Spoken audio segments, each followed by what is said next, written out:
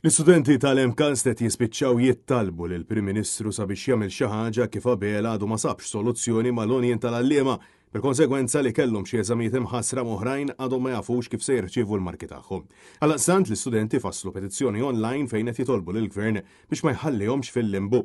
Nabbilan li jkunu jistgħu jaċċessaw il-marki tagħhom jew jerġgħu jilħqu qbil fuq dati għall-eżamijiet li ma sarux. Matul ix-xahar li għadda l-MUT ordnat l-istaff tal-MKAS sabiex ma jippubblikawx ir-riżultati tal-assessments jew tal-eżamijiet lill-istudenti. Kif id-diskussjonijiet mal-Gvern għal ftehim kollettiv ġdid fallew. Dan id-disastru fil-qasam tal-edukazzjoni qed ikun wieħed sintomatiku għal Prim Ministru Robert Abela u l-Ministru Clifton Grima, kif minkejja ħafna paroli u kliem fieraħ huma qed jaslu imkien għad-detriment tal-għalliema u l-istudenti. Intant numru ta' studenti spjegaw li jinsabu nkwetati ħafna kif din is-sitwazzjoni qed impattalhom il-futur tagħhom kif ukoll l-istat mentali illi jinsabu fih. Dan kollu minħabba l-fatt li hemm uħud illi ma jafux meta se jkunu qed jiggradwaw u oħrajn b'din is-sitwazzjoni ma jistgħux isibu xogħol.